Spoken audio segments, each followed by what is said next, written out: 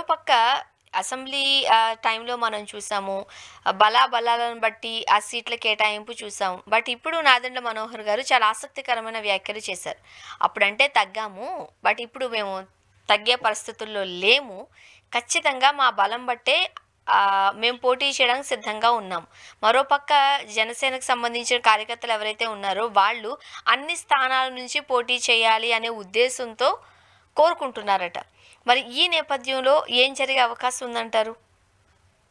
అంటే ఒకటి, ప్రతి పార్టీ మిత్రపక్షాలు ఉన్నప్పుడు, ఇప్పుడు తెలుగుదేశం పార్టీ 3 కూటముల పార్టీలు ప్రధాన సమస్య గెలవడం కన్నా ముందు అడ్జస్ట్మెంట్లు పెద్ద సమస్య. నీకేం కావాలి, నాకేం కావాలి. ఇది మిత్రపక్షాలు ఉన్నప్పుడు ఎప్పుడు సమస్య.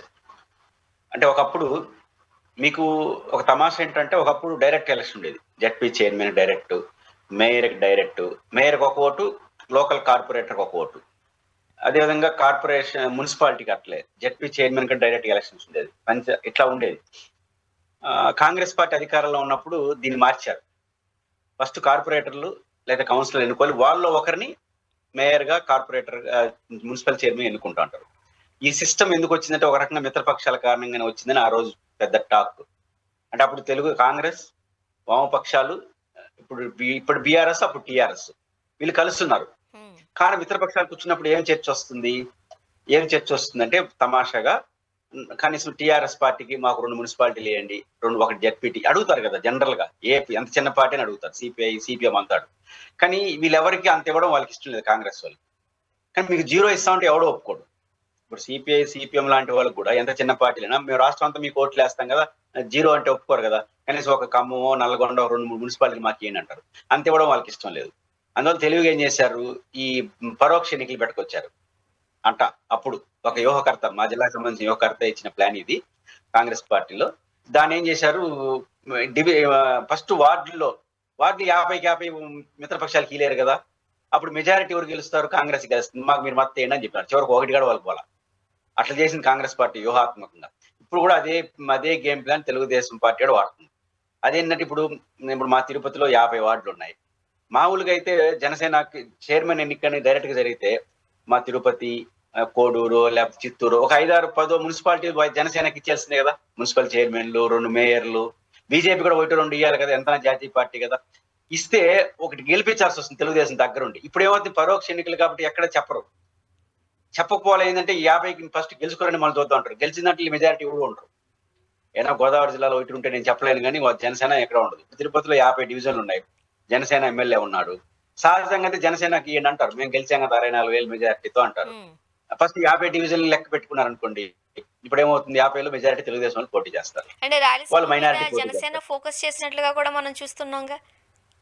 ఫోకస్ ఖచ్చితంగా అన్ని చోట్ల చేస్తుంది. అధికారం ఉంది కాబట్టి జనసేన సాధారణ కార్యకర్తలు కూడా ఊపు వస్తుంది. ఇప్పుడు మామూలుగా ఊపు రావడం వేరు, ఇప్పుడు ఊపు రావడం. పవర్ ఉంది కదా, పవర్లో లేనప్పుడు కొంచెం సర్దుకుంటారు. పవర్ ఉంది కాబట్టి ప్రతి ఒక్కరు లీడర్ అయ్యారు. ఇప్పుడు గ్రామంలో లీడర్, అందులో మాది ప్రభుత్వం అంటారు. మేము చెప్తే ప్రభుత్వం వింటుంది అంటారు. ఎంత వింటుంది అనేది వేరే సంగతి. వింటుందని భావజాలం ఉన్నప్పుడు ప్రతి ఒక్కరు ట్రై చేస్తారు. బీజేపీలో అన్ని మండలాల్లో కమిటీలు ఉన్నాయి, అన్ని మండలాలు యాక్టివ్ అయిపోయినారు. ఏం మారిపోయింది ఈ కాలంలో, పవర్ మారింది అంతే. రాష్ట్రంలో కేబినెట్ లో ఒక మంత్రి ఉన్నాడు, రాజ్యసభ సభ్యులు ఉన్నారు, కేంద్రంలో అధికారులు ఉంది, రాష్ట్రంలో పవర్ లో ఉన్నారు. కాబట్టి పవర్ లో ఉన్న గ్లామర్ వచ్చేసింది. పవర్ లో ఉన్న గ్లామర్ ప్రతి ఒక్కరు లీడర్ గా ముందుకు వస్తాడు. ఎస్టాబ్లిష్ కావడానికి లోకల్ బాడీ ఎన్నికలని పెద్ద అసెట్. అందువల్లనే జనసేన, బీజేపీకి ఉన్న ఉత్సాహం తెలుగుదేశం లేదు. ఎందుకంటే తెలుగుదేశం పవర్ఫుల్ పార్టీయే, కానీ ఈ సర్దాలు అందరు సర్దాలి, మేము ఈయనంటే కుదరదు. ఆడన తెలుగుదేశంలో వస్తారు. మేము మీరు ఏమన్నారు, ఎమ్మెల్యే ఎన్నికల్లో సర్దుకున్నామని మీరు అంటున్నారు జనసేన వాళ్ళు. తెలుగుదేశం ఏమంటున్నారు, ఎమ్మెల్యేలు అనవసరంగా ఇచ్చినాము, ఎట్లా జగన్ గారికి వ్యతిరేకంగా ఈసింది, మనకు అనుకూలంగా ఈ కొనవాడు గెలుచుంటామని వాళ్ళు తెలుగుదేశం అనుకుంటున్నారు. వాళ్ళు రివర్స్ లో అనుకుంటారు. కాబట్టి వాళ్ళకి 21 ఇవ్వడం, 8 ఇవ్వడం కూడా ఎక్కువ అనుకోవడం వీళ్ళు అనుకుంటున్నారు. రివర్స్ లో అనుకుంటారు. ఇప్పుడు కూడా ఎవరికి వాళ్ళు మా వాళ్ళే మీరు గెలిచారు అనేది ఉంటుంది. పెద్ద పార్టీ కూడా తెలుగుదేశం ఇంక తలన పందని సర్దాలి కదా. ఈ సర్దే క్రమంలో వాళ్ళు కొన్ని ఇబ్బందులు వస్తాయి. ఇవన్నీ కూడా చూసుకొని ఖచ్చితంగా జనసేన పార్టీకి ఇది ఒక అడ్వాంటేజ్. ఎందుకని ఖచ్చితంగా అన్ని చోట్ల పోటీ చేయొచ్చుగా. ఒకప్పుడైతే ఎమ్మెల్యే ఎలక్షన్లు అయితే ఒక 21కే పరిమితారు. ఇప్పుడు 175 నియోజకవర్గాల్లో ఉన్న అన్ని చోట్ల ఏదో ఒక చోట పోటీ చేయడానికి జనసేనకు స్కోప్ ఉంటుంది. ఎంత అనేది వేరే సంగతి. అది జనసేన విస్తరణకు ఉపయోగపడుతుంది. అందువల్ల జనసేన వాళ్ళు చాలా యాక్టివ్ ఉన్నారు.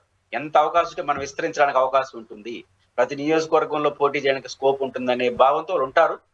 కొంత తెలుగుదేశం అధికార పార్టీ మద్దతు కూడా కొన్ని చోట్ల గెలుస్తారు కూడా. అందువల్ల ఖచ్చితంగా జనసేన మంచి ఊపులో ఉంటుంది, ఉత్సాహంగా ఉంటుంది.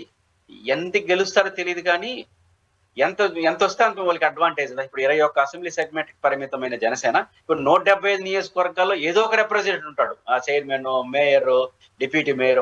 ఇప్పుడు మేయర్ అయింది అనుకో, తిరుపతిలో తెలుగుదేశం అయింది అనుకోండి, డిప్యూటీ మేయర్ జనసేనకి ఇస్తారు కదా. హ్మ్. బీజేపీకి ఒక జనసేన డిప్యూటీ మేయర్ ఇస్తారు కదా. బీజేపీ 2 డిప్యూటీ మేయర్లు ఉంటాయి తిరుపతిలో. ఒకటి బీజేపీకి, ఒకటి జనసేనకి ఇస్తే ఇంతకుముందు ఏమీ లేని పార్టీలు డిప్యూటీ మేయర్ అని చెప్పుకుంటారు, ఎమ్మెల్యే అని చెప్పుకుంటారు. అడ్వాంటేజే కదా. కాబట్టి ఖచ్చితంగా కానీ జనసేన బీజేపీలు మంచి ఊపులో ఉన్నారు. కానీ మన లెక్కలు బానే ఉన్నాయి కానీ ప్రస్తుతానికి టీడీపీలో లోకేష్ గారి ఏదైతే అంటున్నారో ఆదేశాలే నెరవేరుతున్న ఈ టైంలో లోకేష్ గారికంటూ ఒక పర్ఫెక్ట్ లెక్క ఉంది. 80:15:5 ఈ లెక్క ప్రకారంగా సీట్లను పంచబోతున్నారు. సో 80% టీడీపీ పోటీ చేస్తే ఒక 15 జనసేన, 5 సీట్లు బీజేపీకి అంటూ. మరి ఒప్పుకునే అవకాశం ఏమన్నా కనిపిస్తుందా? ఎవరు మనస్ఫూర్తిగా ఒప్పుకోరు. చివరి వరకు మాట్లాడుతూనే ఉంటారు. తెలుగుదేశం పార్టీ ఇంటానే ఉంటుంది. వాళ్ళు ఇంటానే ఉంటారు, వీళ్ళు మాట్లాడుతూ ఉంటే ఎలక్షన్స్ అయిపోతాయి. హ్మ్. కాబట్టి జరుగుతుంటాయి ఇవన్నీ. మిత్రపక్షాలు ఇవన్నీ తెలుగుదేశం పార్టీకి మిత్రపక్షాలతో ఎలా డీల్ చేయాలనేది తెలుగుదేశం పార్టీ పిహెచ్డి చేసింది. వాళ్ళ పైన విమర్శ ఏంటి?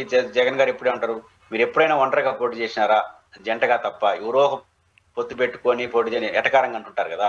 ఆ ఎటకారం తెలుగుదేశం పార్టీకి పెద్ద అడ్వాంటేజ్. ఎందుకంటే దాని రాజకీయ జీవితం అంతా ఎవరో ఒకరితో పొత్తు పెట్టుకునింది కాబట్టి అనుభవం బాగుంటుంది. జగన్ గారు డీల్ చేయలేడు, తెలుగుదేశం బ్రహ్మాండం డీల్ చేస్తుంది. ఎందుకంటే వాళ్ళు పార్టీ పెట్టినప్పటి నుంచి మిత్రపక్షాలతో కలిసి పోటీ చేసి పడి లేసి వామపక్షాలతో ఎట్లా చేయాలి, జనసేనతో ఎట్లా డీల్ చేయాలి, బీజేపీతో ఎట్లా డీల్ చేయాలి, ఎట్లా వాళ్ళు ఇచ్చినట్టే ఇచ్చి మళ్ళీ లాక్కోవాలి, చాలా ఉంటాయి తెలుగుదేశం వ్యూహాలు. బాగా పండిపోయింది తెలుగుదేశం పార్టీ దీంట్లో. కాబట్టి ఆ పండిపోయిన పార్టీ తేగడం వీళ్ళకి సమస్య. కాబట్టి తెలుగుదేశం పార్టీకి ఎంత ఇబ్బంది ఉంటుందో అంత అనుభవం కూడా ఉంది. కాబట్టి వాళ్ళకి బీజేపీని ఎట్లా డీల్ చేయాలి, జనసేన ఎట్లా డీల్ చేయాలి, ఇవన్నీ చాలా తెలివిగా ఉంటారు. ఇప్పుడు జనసేనకి 21 ఇచ్చారు. కరెక్ట్ గా ఎలక్షన్ టైంలో 4-5 మంది తెలుగుదేశం వాళ్ళపై జనసేనలో చేరిపోయినారుగా. చేరిపోయి ఎమ్మెల్యే సీట్లు తెచ్చుకున్నారు కదా కొంతమంది. అవును. రేపు ఇక్కడ జరగదని మీరు ఏమైనా గ్యారంటీ చెప్తారా? హ్మ్. 21 మంది ఎమ్మెల్యేల్లో ఆ ముందు రోజే తెలుగుదేశంలో పోయి తెలుగుదేశం వాళ్ళు జనసేనలో చేరినారు, గుర్తుంది కదా. వాళ్ళు ఎమ్మెల్యేలు కూడా అయినారు కదా. అవును. ఎప్పుడన్నా స్వర్ణ గారు బేసిక్ గా ఏ మిత్రపక్షాల్లో ఒక పార్టీలో ఒకరు చేరతారా? మిత్రపక్షాలు అన్న తర్వాత ఒక పార్టీలో ఒకరు చేరరు. శత్రు పార్టీని ప్రత్యర్థి పార్టీ వాళ్ళు మనలో చేరిని చూసినాం. మిత్రపక్షాల్లో ఈ పార్టీ నుంచి ఆ పార్టీకి ఆ పార్టీ ఏమన్నా చూసినారా మీరు? ఫస్ట్ టైం చూసాం. ఏంది ఇది? ఒక లాజిక్ అనమాట. మిత్రపక్షాలు ఉంటాయి. ఇప్పుడు తెలుగుదేశం నుంచి జనసేనకి ఎందుకు చేస్తారు? తెలుగుదేశం ఇష్టం లేకపోతే చేస్తారు. ఇష్టం లేదంటే పొత్తు ఎందుకు పెట్టుకున్నారు? అంటే ఆ జనసేనకు సీట్ ఇచ్చినట్టే ఉండాలి, ఆడు తెలుగుదేశం ఆయన పోయి చేరినాడు. హ్మ్. రేపు కార్పొరేషన్ లో ఇట్లాంటి విచిత్రాలు చాలా జరుగుతాయి.